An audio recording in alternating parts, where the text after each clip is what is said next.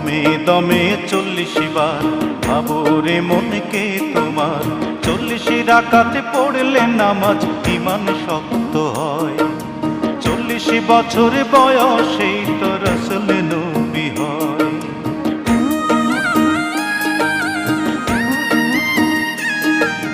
40 রাকাতে পড়লে নামাজ ঈমান শক্ত হয়।